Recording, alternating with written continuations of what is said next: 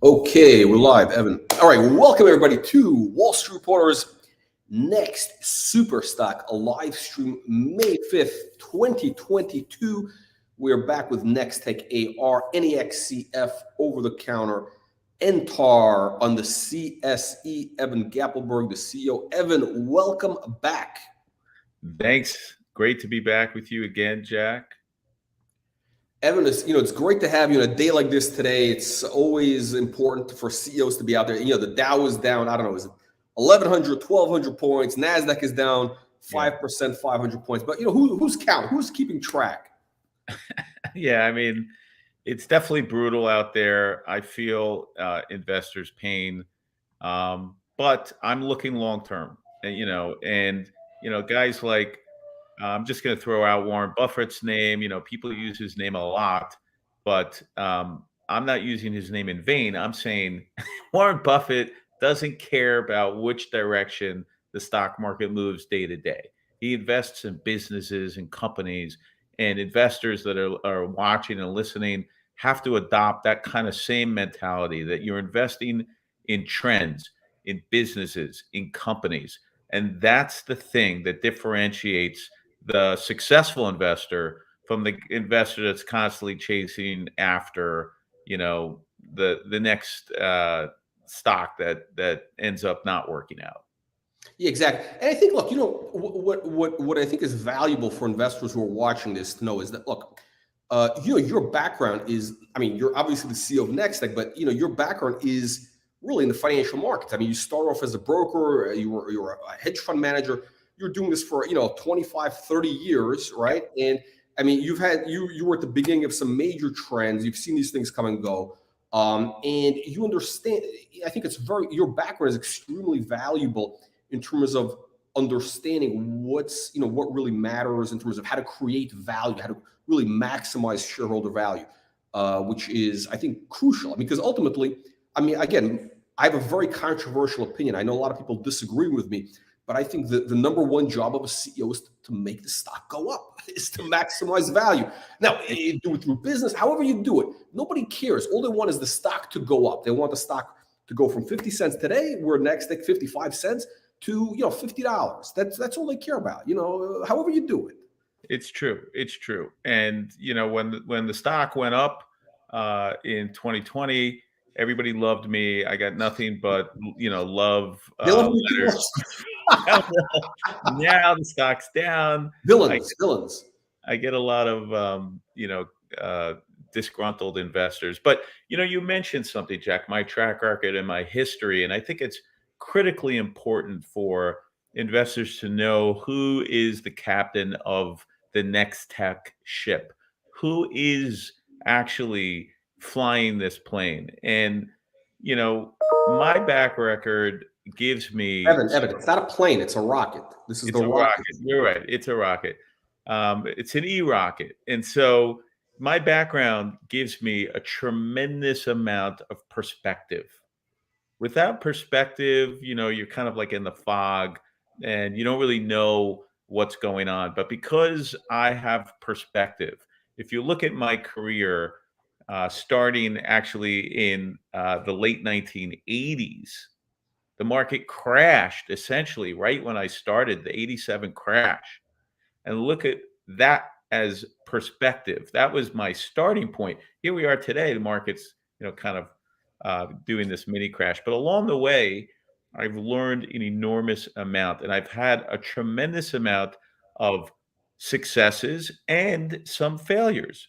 My entire career has really been about the new thing, because there always is another new thing in the world, and especially in technology. And my talent is really getting in on the ground floor of the next mega trend. And just to speak about that, we have spoken about Take-Two Interactive Software, but it really was a grand slam, out of the ballpark home run for me and my investors.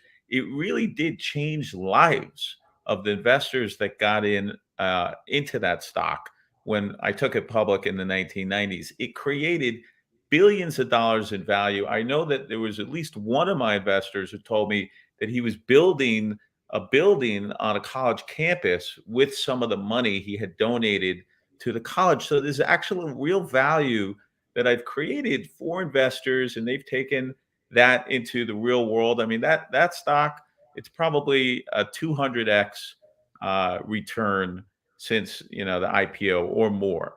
And if you look at cannabis, which is more recent, right? I mean, you could say, oh, you know, that was many moons ago. Okay, true, but cannabis is not. Cannabis was 2016, 2017. It was a mega trend that I spotted in 2010, 11, 12. And I was fortunate enough to be able to take a company public in Canada. I was trying to go public in the US, but nobody wanted to get arrested. So we did it in Canada.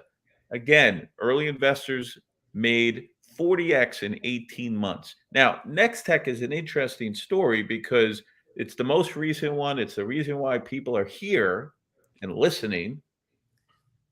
NexTech went up 40x in 2 years. I mean, why did that happen? It happened, and this is the key piece. There's a chain link here of who I am, who the captain of this rocket ship is. NexTech went up 40x in 2 years because I was able to spot, once again, a new emerging trend and immediately jump on board. That trend was video conferencing in 2020. We acquired a video conferencing business. That business exploded, and off we went. Now, I've been making big bets. I take a lot of risk. I put myself on the line. Obviously, investors follow. And these new technologies that I invest in become major winners. I am doing it again with NexTech. Now, the timing is the only piece of the equation that is uncertain, right? Because, I mean, Take-Two did not go up 200x in a year. It took It took a decades. few years. I mean, it was a video. Let me give you the background story. It was a video game company. It was two young guys, right? So the background story there is there was this And kid you called, were a major.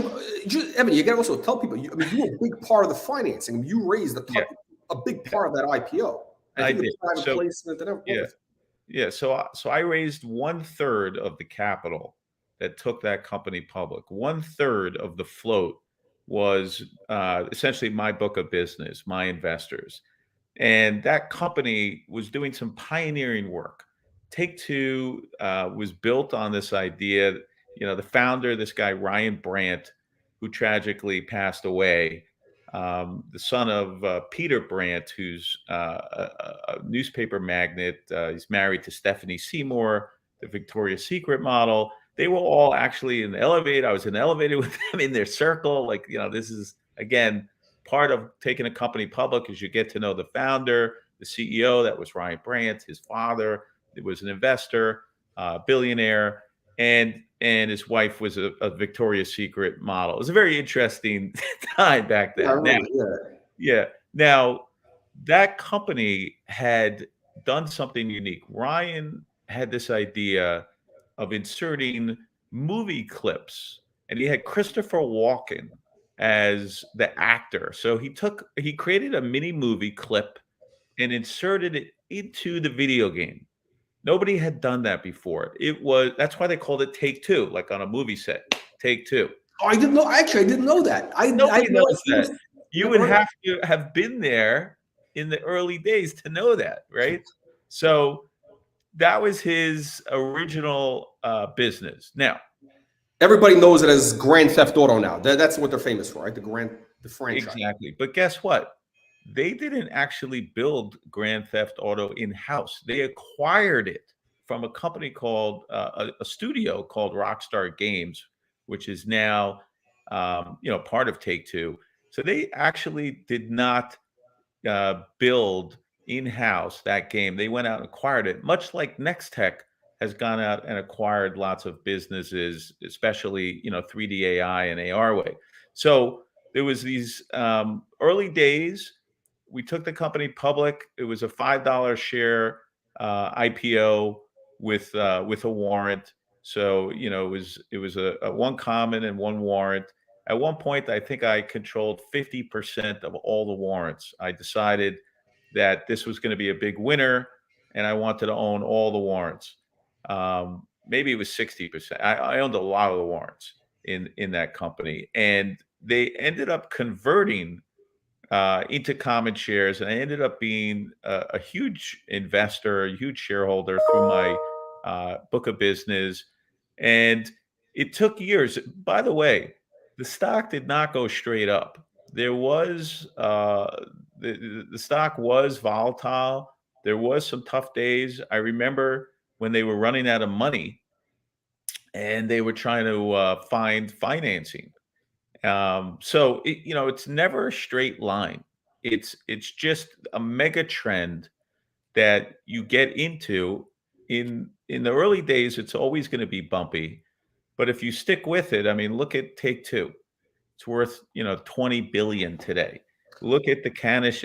Look at Amazon. I mean, Amazon, another example. Today there was a guy on Twitter saying, "Hey, this market reminds me of where Amazon was in the year. I think it was the year 2000. Amazon was like $8 or something after the crash, the Yeah, dot-com crash."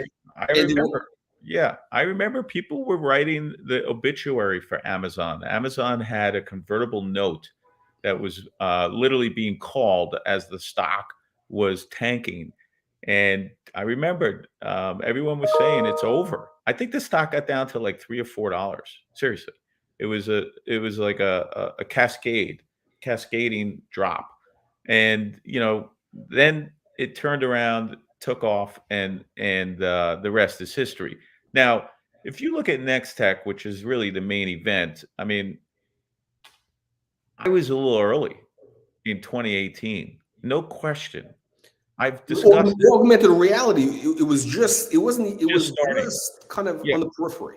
it was just starting. You literally had Q4 of 2017. Apple and Google launched ARKit and AR Core, which is the foundational technology that all of augmented reality is built on. And so nobody really was doing anything but trying to, figure out a path forward. And there's been a lot of money invested, billions of dollars. And I know I launched NexTech early because I wanted to be first. I did. Now, though, it's the time 2022. We are crossing the Rubicon. This is a decisive moment. How do I know this, Jack? How do I know? My perspective gives me perspective. If I look around, which I do a ton of research all the time. That's one of the keys to being successful is doing research, is knowing the lay of the land. You cannot live in a bubble. So when I look at all the companies that have started essentially at around the same time as NexTech, some of them actually were earlier, some of them came later, but within a couple of years, they're all being acquired one by one. They're being picked off by big tech. Why? Why do you buy companies? Because you think that there's upside. You think that these companies represent future billions for the acquirers. If you look at the industry that we're in, which is now the metaverse, there's recently been the launch of a metaverse ETF. This happened by ProShares, and the CEO of ProShares came out and I quote, and he said, "The metaverse may be as impactful as the arrival of the internet itself or the mobile phone, and the investment opportunity has the potential to be just as compelling." Think about that. Now, ProShares is, I mean, they have hundreds of billions under management, and they're putting money to work in the metaverse. Big tech is putting money to work, acquiring companies. In the Q4 of 2021, you had an enormous amount of investment go in to augmented reality and metaverse related companies. Magic Leap raised another 500 million in October. Niantic, which is one of our competitors, although they're really just strictly in the gaming space, but they essentially have a very similar tech to our AR-tized maps. They closed a 300 million round in November with a $4 billion valuation. There's a company out of South Korea that raised 188 million in November. Microsoft is buying Activision for 70 billion. Just for context, NexTech right now is trading at a market cap of just 50 million, and which is like basically 2 times revenues, essentially 2 times revenues. Like, It's ridiculous. Private company. So This is the Warren Buffett opportunity right here. Yeah, and we'll get into the reason why the stock goes down every day. It has nothing to do with the business we're in, but it is part of the story. But the key is the fundamental tech trend is here for 3D, the metaverse, and virtual worlds. And the inflection point is now. Web 3.0 is the next big thing, maybe even the biggest thing since we've been alive. And NexTech really is at the epicenter of this. I mean, can you talk about, like, you mentioned this before, like one of your big theme you announced last time was that NexTech is, as you called it, the on-ramp to the metaverse Web 3.0 for the $5 trillion e-commerce industry. Can you explain exactly the convergence of e-commerce, let's even crypto, AR, all these things converging all together, and the opportunity that you're addressing directly, and then we'll really, I want to get into kind of the business model, because the opportunity here, I mean, I want you to explain to people why we're talking about potentially $200 billion that you're addressing directly. Yeah. This is not hype. This is like reality. Yeah, I mean, that's what we have in our scope, in our sights, right? That's what I'm aiming for. I've mentioned this before, and I'm going to mention it again. We are in the midst of the 4th industrial revolution, and it's now being hailed as the metaverse. The metaverse is being led by AR technology, VR technology, AI, which is our secret sauce, NFTs, cryptocurrencies, 3D models in e-commerce, and of course the 5G network. And they're all converging. It's all converging and becoming increasingly ubiquitous for e-commerce, for advertising and entertainment. This convergence, in my view, and again, my perspective is pretty deep and wide. It's creating this very rapid market adoption environment and investment similar to the internet of the 1990s. And it's driving the creation of multi-billion, soon to be multi-trillion dollar industries. And the metaverse market is really what I've been waiting for since 2018. It took 4 years to emerge. But now it's here, and NexTech is purpose-built. We are uniquely positioned to capitalize on the metaverse. We have a portfolio of metaverse technology, and the adoption is already underway. It's already happening. And NexTech is starting to experience that upswing in business. I mean, e-commerce sites, Jack, will have no choice, zero choice. It's not going to be an option. They will have to go 3D. There will be no alternative. Think about it. Does anyone buy a DVD today? No. Why? Because you don't even have a DVD player to play a DVD in. If you go to a Best Buy or any of your local electronics store and you ask them for a DVD player, I mean, they don't have them. Everything is live streamed. Right. So the point is that technology changes, things become obsolete. That's normal. The same thing is happening with 2D product images today on a website. Yeah. 2D is going to be something that nobody is able to. It's sort of like, Evan, I think this is as big as the change. I know it doesn't sound big, but to me, it's almost like, back in the day, they had black and white TVs. Everybody had this little black and white TV, right? Then all of a sudden, and people were happy, right? They had no other choice. Then they went to color, and color was a massive game changer. Nobody would go back to, and now you have flat screen, massive.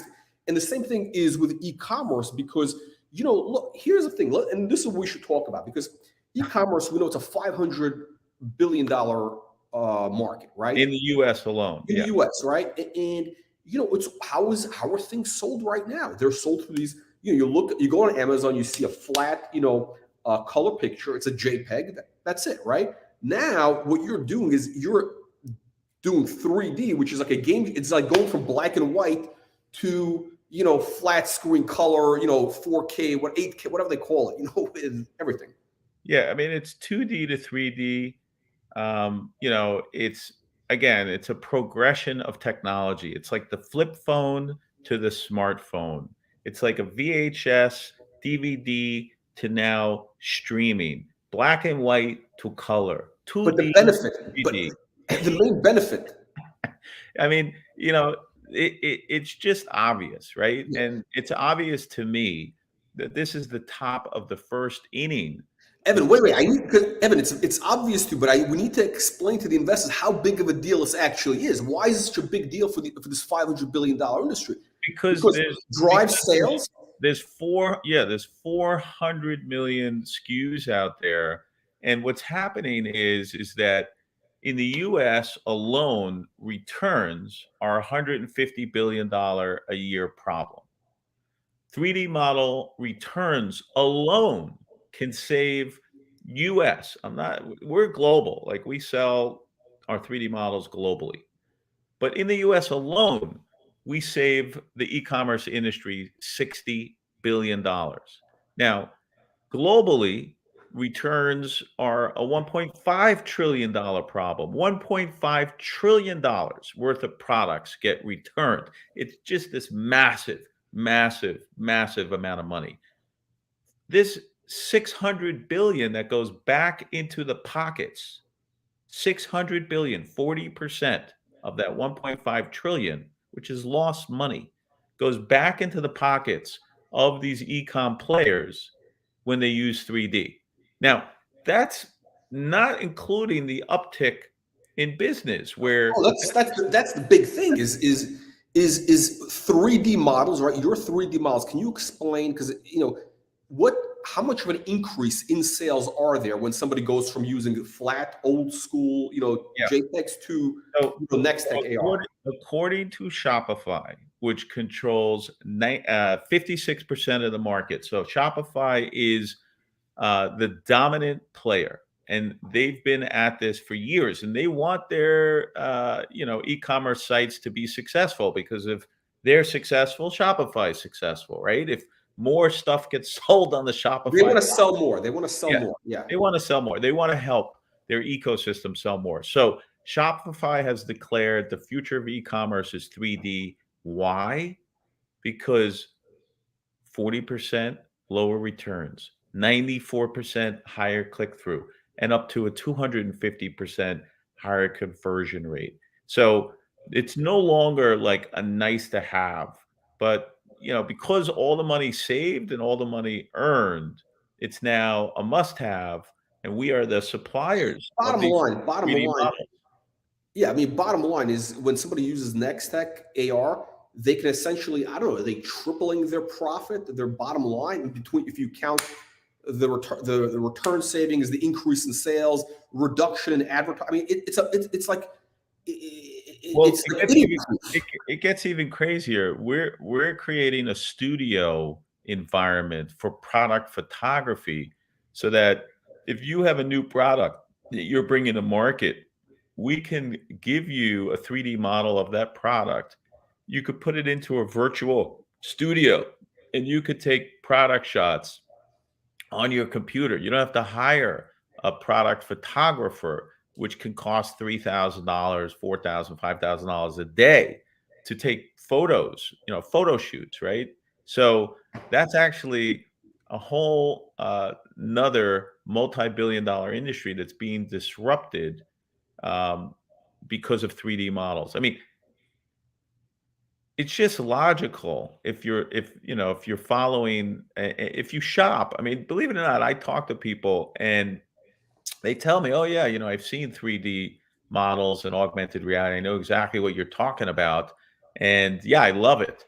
So consumers love it because you're able to visualize, you're able to see the 3D asset in your room as a hologram. And this way, the size, the color, the design, it's all there for you to. It's so. I mean, this is such a game changer. It's almost like. I mean, it's almost like the old, Sears catalog. I don't know. No, people watching this don't even know what that is, but it was in black and white at some point. It was probably I mean, originally it was drawings. It was like drawings or whatever it is. Then they went to black and white photos. Sales went up big time. Then they went to color. Yeah. And when you can see the thing in color, obviously you're going to buy more because you see what it looks like, right? I mean, I'm wearing a yellow tie, right? You can't see what. I mean, how you don't know unless you see a picture in black and white in color, and you see the big difference. Yeah, And I mean, you massive increase.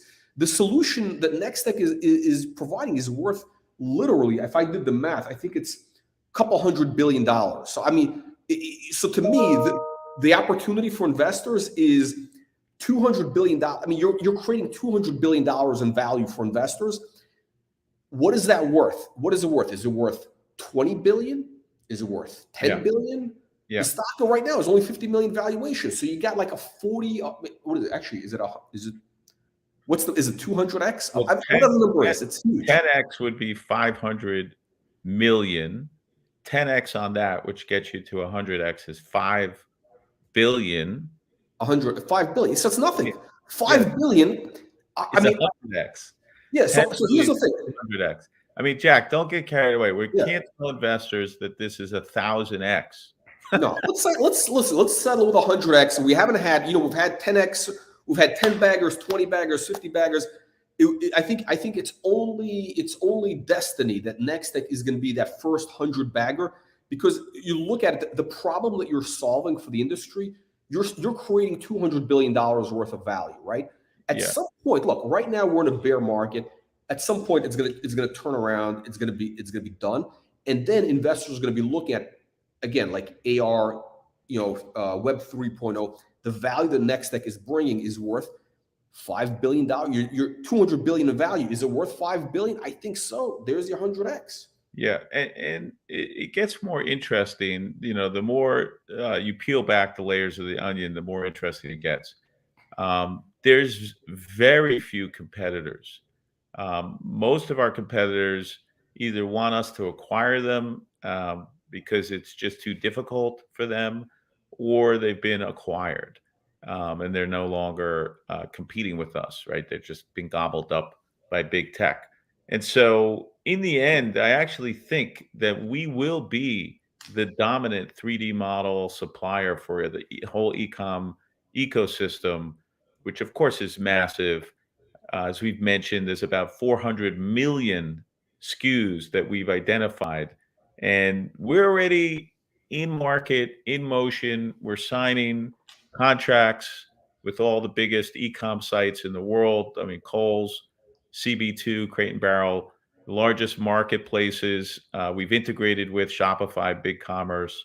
WooCommerce is coming, and we've partnered with all the large tech companies in the ecosystem. So we want every e-com site to have a digital twin, its 3D model. And then the add-ons, Jack, which we don't even talk about, are right behind it, which is the configurator, where you could take one 3D model and configure it into endless options, meaning you could have different fabrics, different colors. So you could have one 3D model that we turn into 100 3D variations with our configurator. That product is pure margin, pure profit, and it's in high demand. Almost all the brands that we sell 3D models to, I'd say 90% of them order the configurator. The decorator is another piece of technology in our tech stack, in our arsenal, where you could take multiple 3D models and put them in your room simultaneously and really decorate your room. Hotspots, exploded views, all of those add-ons represent multi-billion-dollar opportunities. And, from my perspective, I love augmented reality. I've loved it since I first was introduced to it in 2017. But really, the perfect use case, and I wanted it to be cannabis, actually. But it turns out the perfect use case is e-commerce, because it bridges the gap between the physical world and what was once a flat 2D into online e-commerce experience. Augmented reality bridges that gap. And our shopping experience with augmented reality is really the game changer. And if you look at the world today, almost everybody, 75% of e-commerce transactions are now done on mobile, which means everybody's buying stuff on their phone, which means augmented reality is a native experience for the platform. It's no longer That's like, big. That's big because I think when you first came on the program, it was almost 2 years now. yep, It was still not quite there. I mean, e-commerce was maybe 40% on phones, not even even lower. It was lower. like 30%. Yeah, it was moving up, but the pandemic, pushed like doubled it. And we Yeah, haven't even gotten to the AR like glasses or any of that yet. And that's coming next. Then we're going to see massive, massive. I think that's going to be. I mean, we shouldn't even talk about that because people are like right now they can't see the future because the market is down so much today and everything. They can't keep perspective of just like Amazon at $5 in 2000. They didn't have perspective that this is going to be the dominant platform for it commerce, is. just It selling is. stuff. Forget about It is. commerce. Look, Jack, I'm all in. I take my salary in stock. I am the largest shareholder. I'm all in because I believe that this is going to be an enormous, enormous, not opportunity, but an enormous investment, enormous return on investment for investors. So I'm investing every single month. Even though I don't come out with like press releases announcing that I've bought shares, everybody that's an investor should know that I invest every single month because I get paid monthly. I get paid in shares. I don't get paid in stock. So that's my investment. I could have just taken cash and then got out and bought stock, but that's actually pretty cumbersome. So instead of doing that, I'm taking my salary in stock. And I'm not alone, by the way. Other executives at NexTech are happily taking their salary in stock. And you know what? It goes down and down and down. And if I looked at it, I'd be like, wow, like I Just took like my Amazon, by the way, just like Amazon in 2000. But it's different. Actually, no, is it because should we address that now? Because I think we should address why is people are wondering like why is the stock under pressure for the yeah, last few months? Like, yeah. let's go into that. So uh, it's very, very simple. It's not complicated.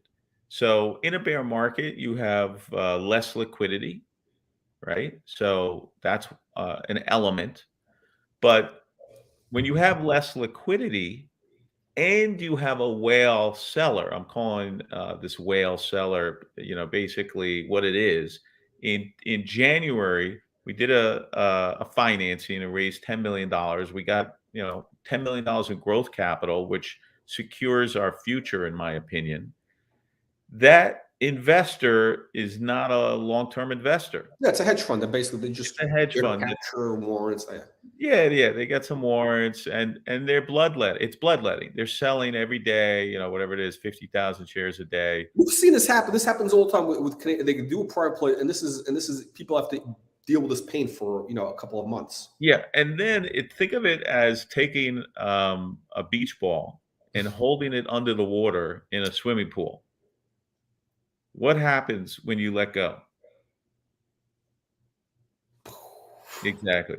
Yeah, that's what's going to happen, in my opinion, when they're done. And I think they're going to be done in the near future. I think that it's I can't tell you what day, but I think this is the opportunity where this is called like a market mechanical type of event. This isn't something to do with NexTech per se. It's just our stock supply and demand. The liquidity is limited now because it's a bear market. You have Yeah, I mean, supply that just keeps pushing down every day. 50,000, and the demand isn't pushing up. right? Because in a bear market, demand isn't so hot. And so right now, it's just this opportunity, this rare opportunity in time for new investors, for existing investors to either average down or establish a position. And don't buy if you're going to buy all at once. Leg in. It's the kind of thing you want to leg into. That means you buy a little more, you buy a little more. And it's As not it goes up, as the stock goes up, basically. well, as it goes down or as it goes up. I mean, you could buy on the way down and build a position. I mean, that's the easiest way to build a position. Who wants to actually buy on the way up?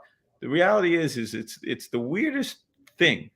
If you go shopping and the price of your favorite car is going down, you're jumping for joy. You're thinking, this is the best thing ever. I just got this car on sale and I'm so happy. And I've been waiting and, finally got in. But with a stock goes on sale, you're like, oh, I don't want it. Only Warren Buffett thinks that way. It's too cheap now. Yeah. It's too cheap. What is that? It's too cheap. You're supposed to be buying low and selling high. It's kind of the reverse psychology. It's actually one of the most bizarre aspects of investing. Now, you talk to a Warren Buffett, what does he tell you? Back up the truck when things go on sale. You talk to people that are, worth billions in the stock market, and they tell you buy straw hats in the winter. Right when they go on sale, you buy a straw hat. Nobody wears a straw hat in the winter. I mean, people actually go shopping, Jack, for their summer gear at the end of the summer when everything's half off. They know that they're not going to wear it through the winter. Right? So they know they have like 6 months that's going to sit in their closet. It's the same thing with NexTech, where it's not necessarily like, oh, I'm buying it today to make money tomorrow. No, you're investing in a mega trend where it's not about making 10% or 20%. Like that's not NexTech. That's not why you would buy NexTech. No, I mean, I think the only reason, and by the way, I say this very blatantly, and I know it's very controversial, but look, the goal with our program with Wall Street Report is, next super stock is stocks which literally they have 10x to 100x upside potential.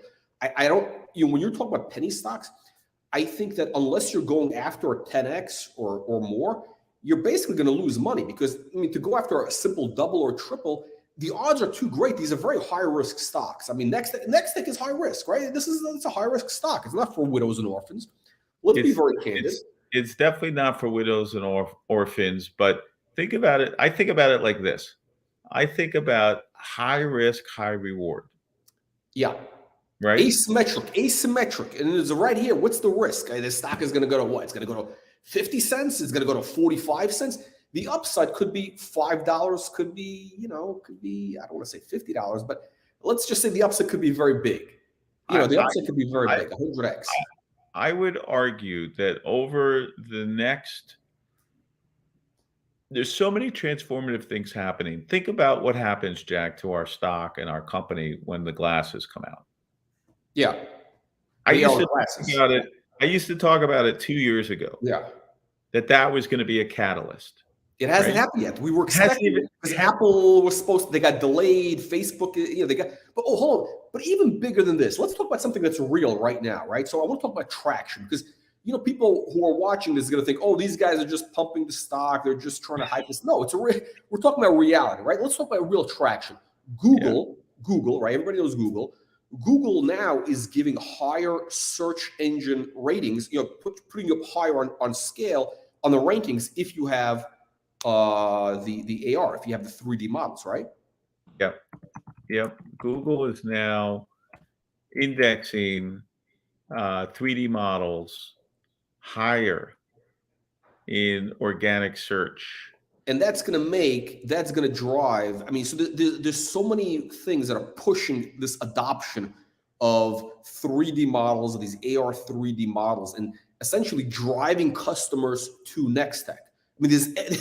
all the forces. Number one is Google indexing. So listen, anybody who sells e-commerce, who sells online, you got to have high search rankings if you want to succeed. If you're not on the top of that page, you're not going to make money.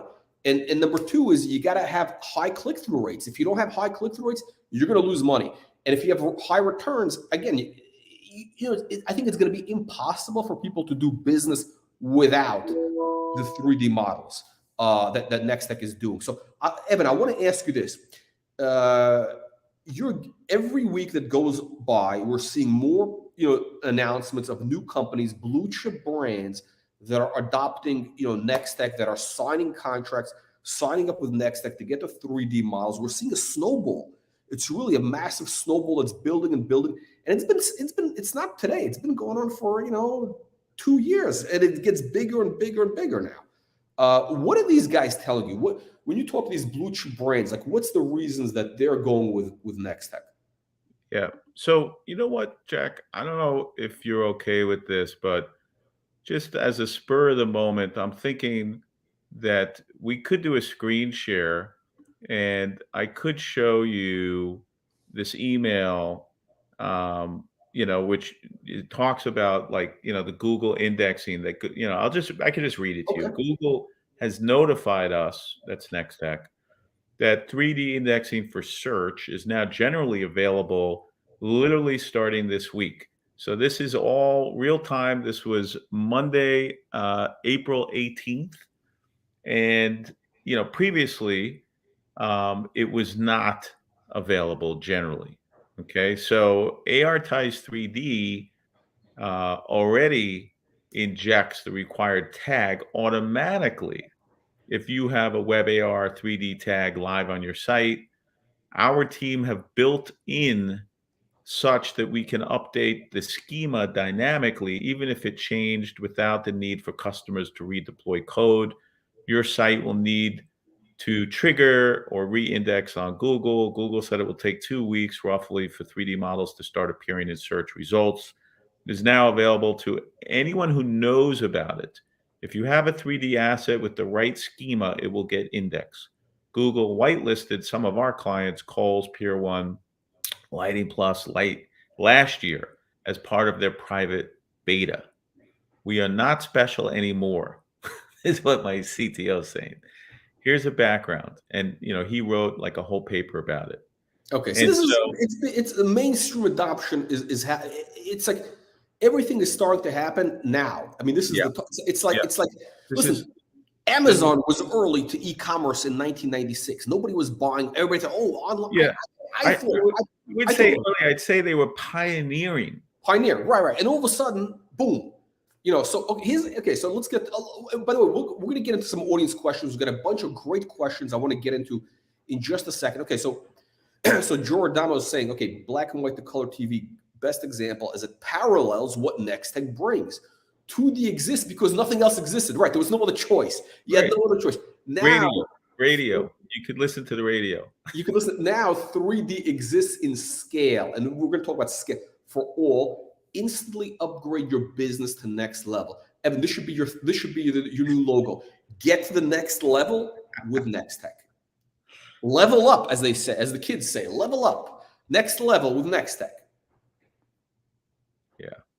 It's gonna be this is gonna be very exciting. So we're winning business. Back to your question. So we're winning business. Today, actually, we just signed up. I got I get notifications. There's an e-bike company that just signed up today. They basically have like off-road e-bikes, and that was exciting. Yesterday, we landed a major furniture company. It was like 100 SKUs, but again, these are test orders. These are not like the actual full order. They're just testing. But that can grow into many thousands of SKUs. But why are we winning? We're winning for multiple reasons. One is there isn't a lot of competition. We're early. Remember? We've been saying it all show. Early. Now we're not early. We're on time, right? And so when it comes to the market, there's only a handful of companies that are actually offering 3D models. Now, having said that, we are the only ones that I'm aware of that can offer scale. So if you need a 3D model or 2 3D models or 5 or 10, you could go to maybe there's, a couple of suppliers. But if you need 100, 500, 1,000, NexTech stands alone. There really Oh, isn't. Yeah, I don't know any other okay. company. So this is the differentiator. Basically, if You somebody like an Amazon or whatever it is, that they have 1,000, 2,000, 5,000 SKUs that they want to turn into 3D models, you come to NexTech. you're the enterprise solution, basically. Yes, yes, Blue chip exactly. solution. But we also offer, the smaller guys. And what we've done is we've also disrupted the industry by offering the opportunity to pay us monthly, right? So instead of saying, hey, buy a 3D model for whatever it is, $250, pay us $20 per month, 12-month contract. What ends up happening? Well, now you can afford not one, you could afford 20, 30, 50, right? You might have only been able to do one, right? If it was a single cost, but we're saying pay us over 12 months. And what we're predicting is that after 12 months, they're going to renew. I mean, it's auto renews anyway. But the point is they're not going to stop. Yeah. And so, we think we're going to be minting money literally till the cows come home. Like, that's my prediction, that we're going to be minting money for the foreseeable future. And we're just getting started. It's a snowball. The snowball's, pretty small right now, but it's getting bigger every day. And as we roll into 2023, it's going to be a pretty big snowball. And in 2024, I think it's going to be massive. Yeah. I think at some point, look, the market is forward looking. I think at some point, it's probably going to happen in the next 6 months or so that all of a sudden investors are going to realize, okay, this company is going to become a massive generator of cash flow. Let's say the next 12 months, 6 to 12 months. And then that is going to be, really a game changer moment. At that point, you're going to have institutions, people are going to pile up. I mean, look, right now, the company is generating, some significant revenues, but we're still, look, we're still in the early stages, even now. It's still like, with all the numbers. But I want to talk about the size of the opportunity, right? You have how many SKUs are there potentially in the market that could be made into 3D models? What's the size of how many SKUs are out there? It's estimated at 400 million. 400 million products that are could be potential candidates to be 3D models on Yeah, I mean, e-commerce. that's an estimate. It could Yeah. be, it could be significantly more if you start talking about, How much is that worth for NexTech per month? I mean, if you do the math, at the low end of the spectrum, meaning, $10 per month per SKU, our range is 10 to 20. Is that 4 billion? The math, the numbers are big. Is that $4 billion a month? No, it's more. Well, let's see. Wait, 1 times 400 million is right. 400 million. Okay. 10 times 400 million is what? Wait, 4 billion, right? 4 billion. Okay. And then if you multiply, and then you could go, to the next stage, which is, 10 to $20. You just froze on me, Jen. It's actually a nice pose. In Florida, because the weather is subtropical, you get like these thunderstorms that appear out of nowhere or lightning strikes. So it's very possible that Jack got hit by lightning. And it's happened to me a number of times where my electricity goes out for like 60 seconds and then boom, everything has to reboot. So it's very possible that Jack is going through that.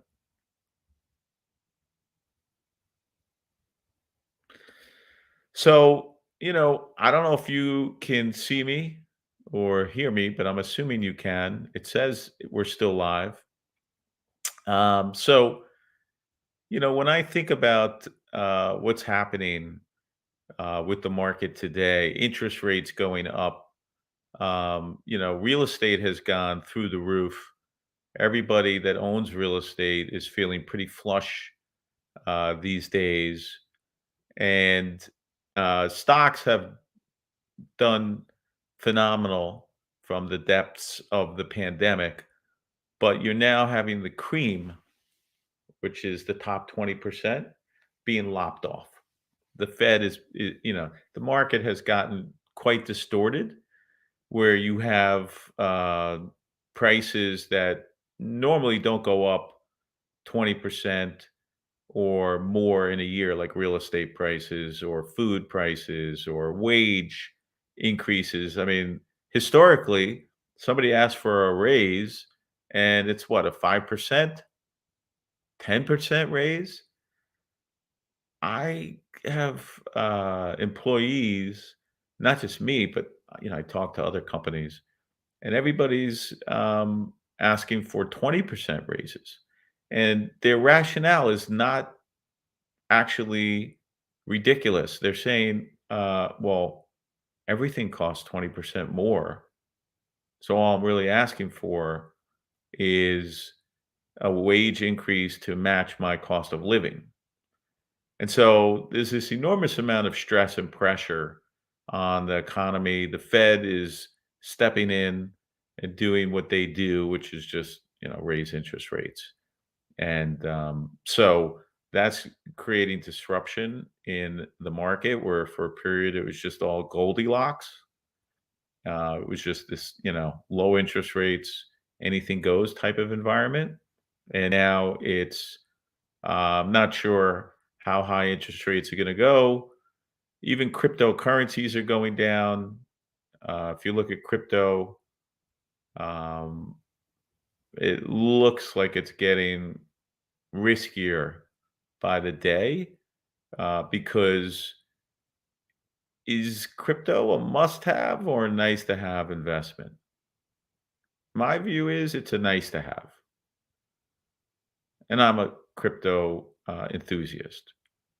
But still, you know, is it like I have to have crypto? Well, when it's going down, you kind of wonder what value crypto brings other than, potentially going up or down.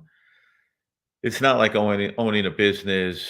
So it really is pretty fragile if you think about the psyche of investors. If they start selling, in a massive way, there's nothing to support it. So my thinking is that cryptos are going to continue to struggle. The stock market's going to continue to struggle until the Fed says we're done. Like, you know, nothing's going to change until something changes, kind of thing, where everybody's now thinking, where's the bottom? Or with interest rates, where's the top? Interest rates going to go to 3%, 4%, 5%. Mortgage rates are already at 5%. So they're going to go to 6, 7, 8. I remember in the late 90s, 8%. That was normal. That wasn't even like a big deal. So it's going to be interesting to see if we go back to, 20 years ago, interest rates. I could keep talking, but I'm not really sure if anyone hears me. I'm not sure if we're still live. Haven't heard from. Oh, you know what? Let me turn my phone on in case Jack. Oh, you do hear me. It is live. Somebody texted me. Okay.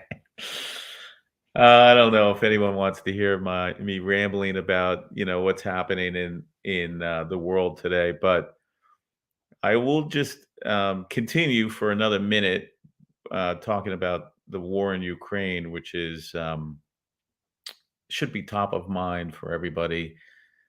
It is a massive shift uh, in the world where there was no war of any significance, except in places like Afghanistan, which it's not really a tourist spot. It's not really a place where I wanted to go.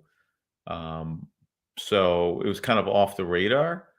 And so when you look at a war in Central Europe, that is serious.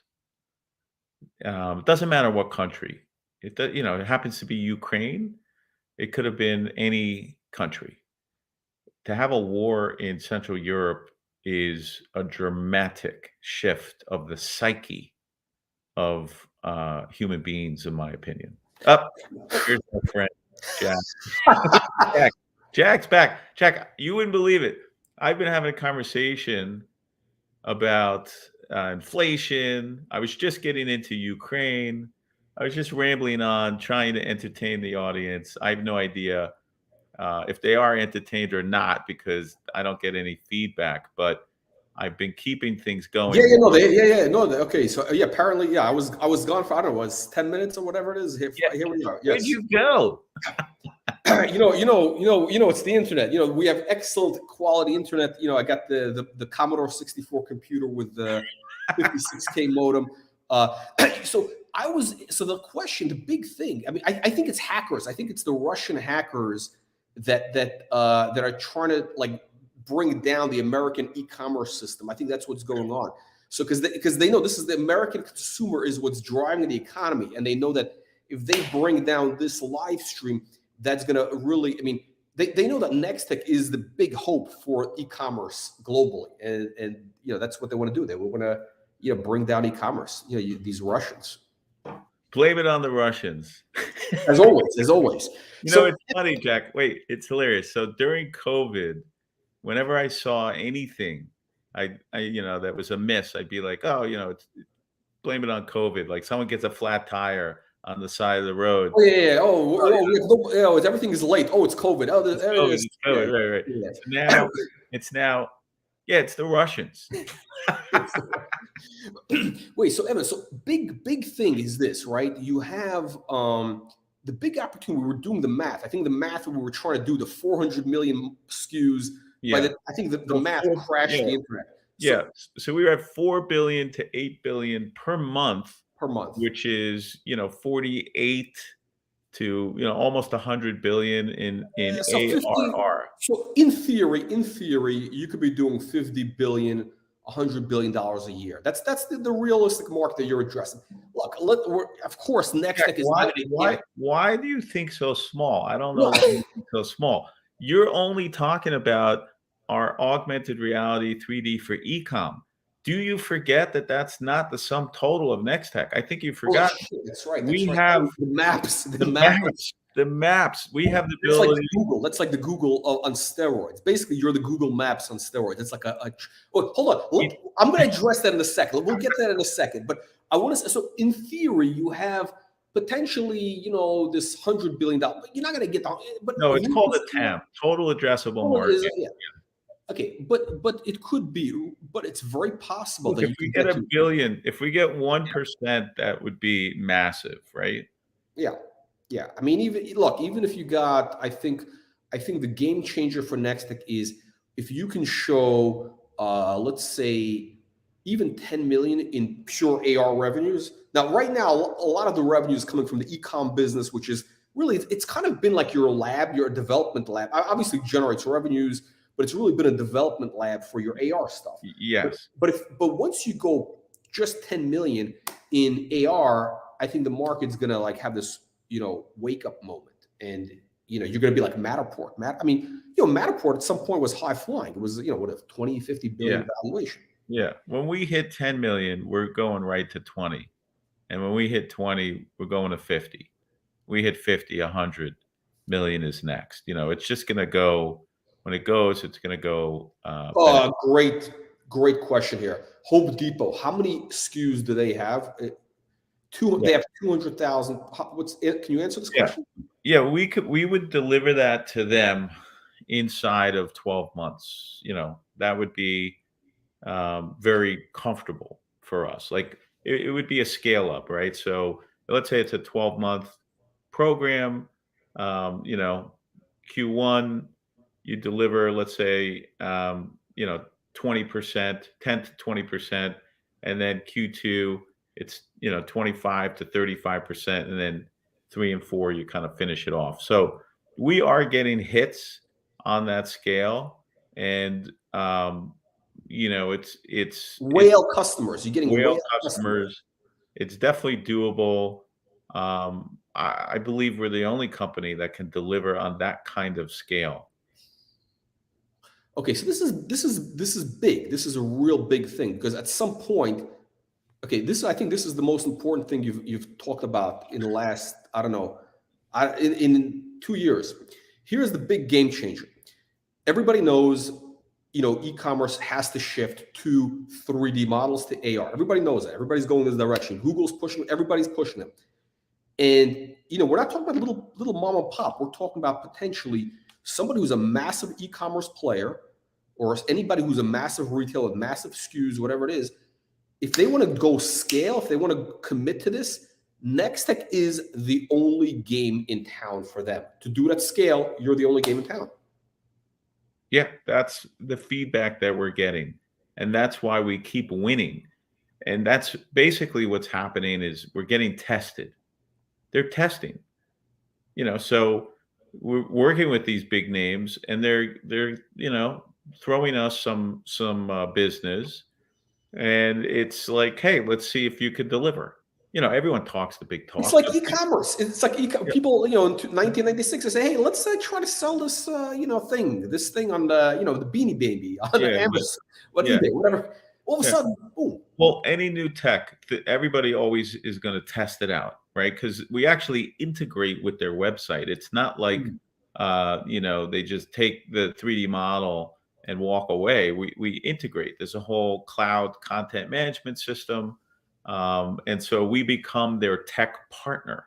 And so that is something that, multi-billion-dollar businesses do not take lightly. Security is a big issue. We have a whole team on staff that security experts that, so at the end of the day, this is something that takes a little bit of time. We're in that stage now where the adoption is happening. It's just a question of going through these tests with these big companies, which we're in now, and delivering, and then getting the repeat orders, which we're getting now. Like, Kohl's ordered over 1,500 additional 3D models on top of the 3,000 that they have. They're up to 4,500. They have 3,000 3D models from NexTech already. Yes. Kohl's. This is a blue chip brand. I mean, retail. I mean, it's an old brand, but that's a big name. Yeah. We are their 3D model supplier, and so all their products, and they have tens of thousands, will be going 3D. But they didn't start out and say, "Oh, just do all of our products." No, it starts out with a test. Do 500, 3,000, another 1,500. The same thing with Crate and Barrel. We just delivered them 2,500 3D models. They're talking about going to 8,000, but they didn't start with 8,000. They're going to go to 3,000 models. Okay. No, 8,000. 8,000 models. Okay. And that's just one company. That's just one. Yeah, company. It's happening. It is happening. Like, I don't know how many times I have to say. All I know was this, right? The proof is in the pudding. If Kohl's, and Kohl's, by the way, I mean, again, I know they're your customer, but they're not known as a, this at the cutting edge of, what. Yeah, they're a conservative company. I mean, more or less a conservative company, right? I mean, they test things out, but they have, if Kohl's has 3,000 3D models, that's all you need to know, because this is where things are going to be going. Yes, yeah, things are going to be going. And again, if you're a Kohl's or a Home Depot or Lowe's or Crate and Barrel, you can't do business with somebody that can't scale. There's no point. It's like, you have to have a supplier who can meet your requirements, your demands. By the way, speaking of Lowe's, speaking of Home Depot, one of the most valuable things that you have is that, it's not just for online, but also you bridge the gap in the store because you have the hologram. Okay, so let's say somebody's walking by at Home Depot and they want to buy a toilet, right? There's 50 toilets there, right? And if they have a phone, they can scan and a 3D guy will pop out, right? A hologram. Yeah. And explain to them the difference, what that product does. Yes. And that's because you can't get help in these stores. There's no sales help anymore. Labor is hard to find. People are busy. Yeah. And also think about that. That's the in-store experience. But imagine buying your product, taking it home and scanning the QR code. Out pops a little human hologram at home. And they're explaining how to put the product together or, the best, place to put it in your house or, what not to do, what to do with the particular product. It could be the same thing for pharmaceuticals. Imagine having a pharmacist that comes with every pill bottle where, you scan the pill bottle barcode on the top and out pops a pharmacist talking to you about how many pills to take a day with food, with milk, with, empty stomach or not. The possibilities really are endless. And this is okay. Yeah. So bottom line is, look, you get massive trends, and that's just one part of NexTech, right? I mean, that alone could be worth, we're talking about a $10 billion potentially dollar business. Yeah. Let's say it's only $1 billion. Okay, so you got 20x from here. Okay, that's only 20x.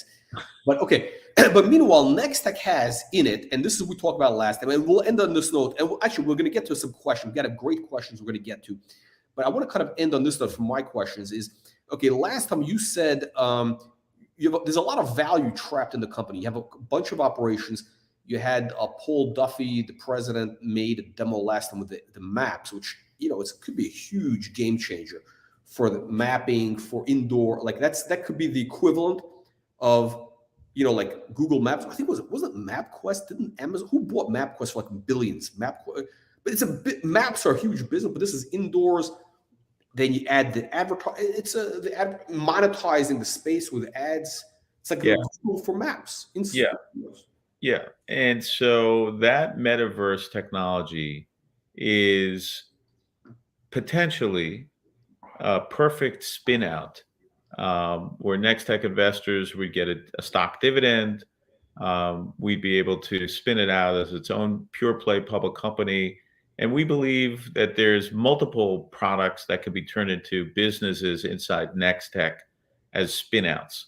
And so we're exploring that as a way to unlock the value of these assets inside NexTech. And so in my view, it makes a lot of sense. I think you have an extra F on our symbol. Oh, is there? No, actually, yeah, there is. Wait, there is. Yeah. Wait. So the CSE symbol is. I just realized this is crazy. Okay, hang on. Okay, hey, let me put this up. Let me edit. Yeah, let me fix it. Yeah. Now you tell me we're an hour into this, and now, geez. Okay. Did that happen when your internet went out? It like reset. Oh, you know what? I think it's weird. Yeah, I didn't think I saw that before. It's weird. And somebody would have mentioned it if it was somebody would have mentioned because we have very attentive people. Yeah, there you go. Yeah, that's accurate. Okay, NEXCF. There we go. Okay, so you were saying spin-outs. I was just saying that spin-outs are something that we are actively looking at to increase shareholder value. I think there's value locked inside of NexTech that's not being recognized in the market. I think a spin-out would be a great way to unlock that value.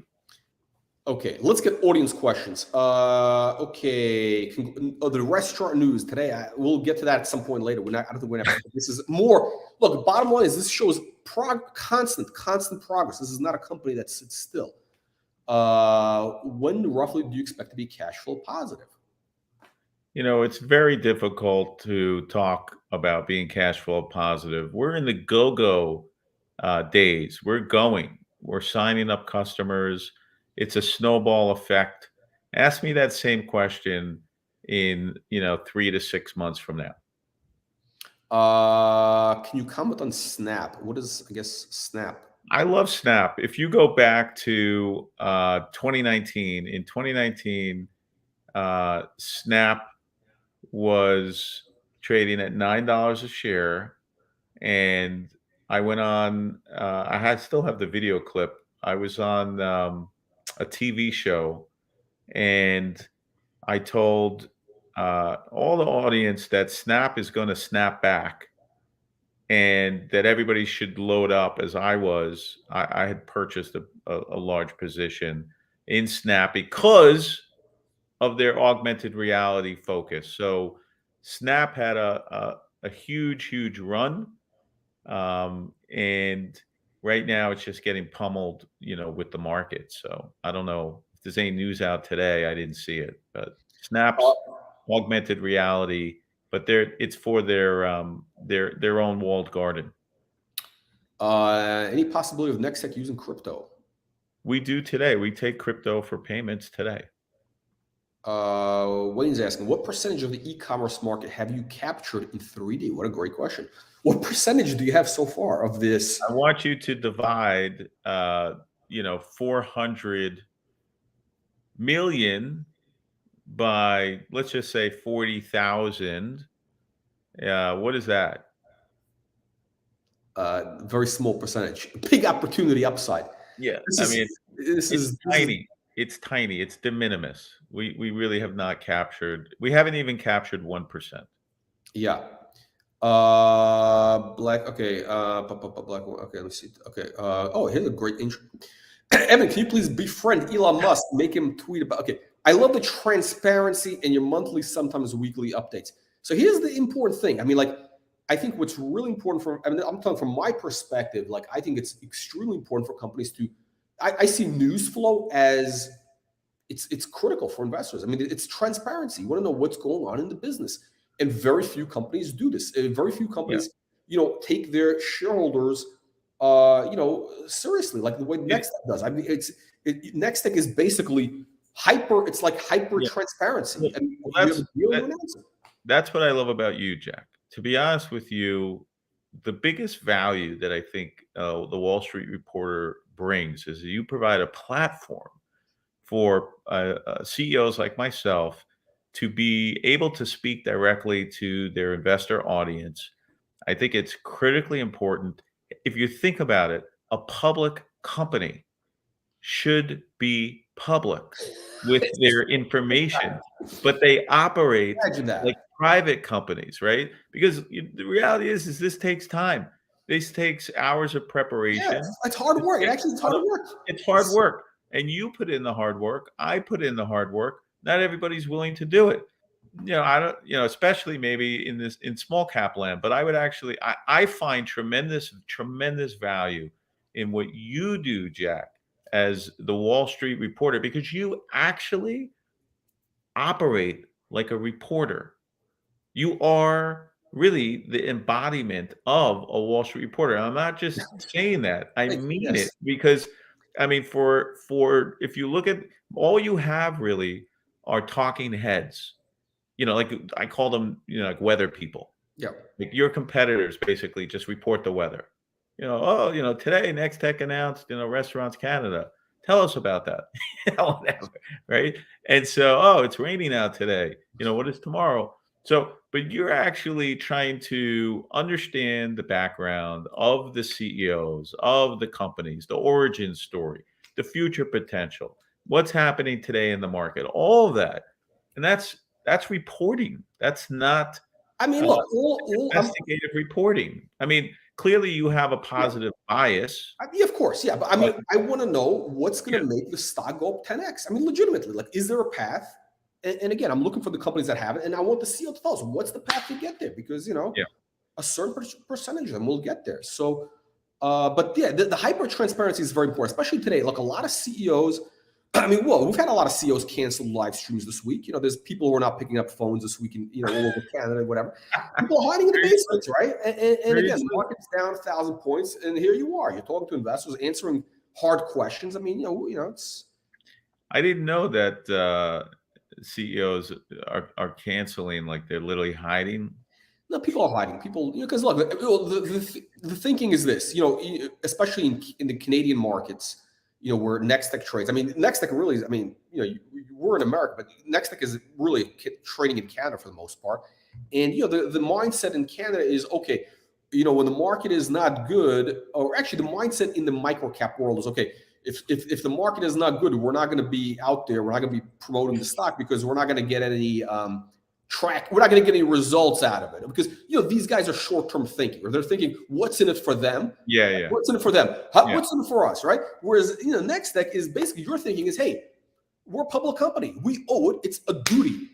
Our duty as CEO of a public company, the duty is let people know what is going on. Transparency. I mean, Exactly. those are your partners in business. These guys are your partners. And that comes with, it comes with responsibility to be CEO. And again, as the largest shareholder, I think to myself, what would I want? Yeah. Would I want silence when the market's collapsing, when my stock's going down? No, that would make me go crazy. Like, I'd be like, what are they hiding? Right? We're not hiding anything. The market's going down. Yeah, NexTech's going down. But, in my view, that's the opportunity. That's the way I look at it. Yeah. Great question. Is Adobe a competitor? Um, a little bit. So they don't provide 3D models to e-commerce, but they do have interesting technology, which my CTO brings up, and we look at a lot, that is competitive with our CAD to poly, but it's very complicated technology where you need to be a coder, and you need to have some real skills to use, and it's very expensive. And so it's called like Adobe Paint. We have a competitive technology to that, but we don't compete. Like, if we're talking to e-commerce sites like Kohl's or whatever, they don't say like, oh, we have to see if your quote can beat Adobe's quote. Yeah, it's a different. Okay, If who's using the human holograms that you're? Who's using your? Is anybody using your human?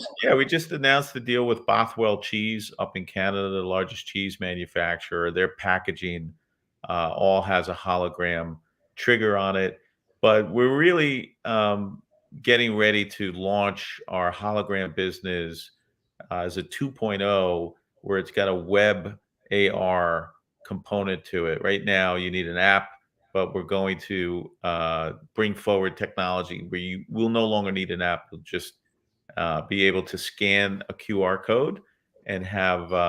Hang on, I got a crazy question. This is great. Have you reached out to above ground pool companies with your tech? It would be great to buy above ground pools using the tech to see exactly how a different size actually looks in your backyard. This is a crazy thing. Imagine this. You want to install a pool in your house, right? Yeah, Or in your backyard. Yeah. You don't know what it looks like. I mean, really, but with this thing, you can actually see exactly how the pool will look, right? Yeah. So it's an interesting In your question. backyard. Yeah. So I did see a company that actually does this, and I thought about it for a second, and I said to myself, I have a pool, and I didn't need to see what it was going to look like to buy it. Meaning, it's not. It's kind of like, if you're going to buy a pool, you're going to buy a pool. It's not like, oh, I need to You want to know see it. there's certain features, but if a guy, listen, the pool guy comes over and says, "Look, imagine this. Here's the pool, right? But what if we put it in the fountains? We put the No, I jacuzzi think here, it's cool. I think it's cool, but I guess my point, slides." it's This number is one. one use case. It's a small use case. Yeah, it's cool. It's not like Home Depot that they're going to be giving you. This is the big market. Is the plumbing, is the toilets, the whatever, the lighting chandeliers, the whatever it is. Yeah. Hot water heaters, AC. Let me see. Let's see what questions here. The infamous question: NASDAQ. What's going on with NASDAQ? Yeah. So NASDAQ is still grinding on. They sent us a list of questions. We're engaged. I mean, I'm going to leave it at that.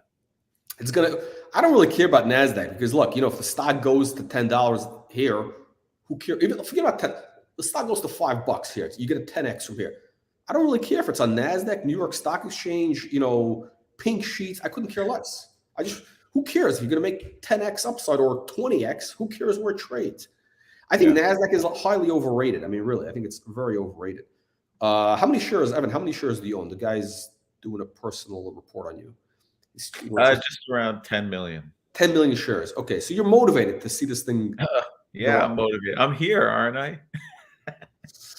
By the way, that's a very good point because you know what? Look, let's address something in the Canadian markets, in the micro cap markets. You have CEOs that come and go. They're in it for like, this is the hot thing of the month. This is the thing, and all of a sudden they disappear. You don't hear from these guys again.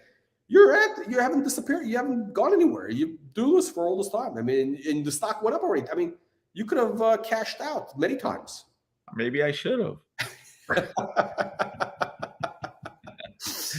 No, I think the payday is going to be so massive. I mean, I don't want to sound like too much hype, but look, you only come around once in life. You just only come around once, right? It's not a dress rehearsal. You don't get to say, oh, take two on life. No. It's one shot. And in my mind, if you're going to be a public company CEO, life, first of all, it's not all about money. We know that, right? It's just not. But in this lane, in this game is about money. And so, and it's not even that you're going to spend it all, but I do see the opportunity for NexTech to provide me and my family generational wealth, because it's just that big an opportunity. And so, yeah, I show up every day and I'm going to continue to show up every day.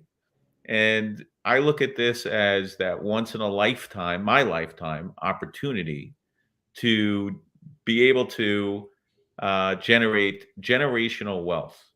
And that's what I'm after in the end, where, I'm not going to be able to spend it all. I'm not even going to try. But at some point in the future, there's an opportunity for there to be a legacy, a lasting legacy where, remember I was there at the beginning. Remember when that stock went from 50 cents to $50 over 2 years? And listen, I think, and this is what I tell companies, to me, I think, look, this is what it's all about. A CEO of a public company, the guy's number one job should be maximize the stock price, as the old U.S. Army, recruiting slogan was, be all you can be. I mean, look, you're in this word. This is you're in life one time, right? You're running a public company. The game of a public company is make the stock go up, maximize your opportunity. Be all you can be. If you can be 100 bagger, be 100 bagger. I mean, not snooze and run a slow. This is we're here to win. It's go time. I mean, it's and it's a competitive sport. I mean, there are other companies out there. There are other investors. I mean, investors have other investments. And so they have a choice. Everybody that watches this, they have a choice.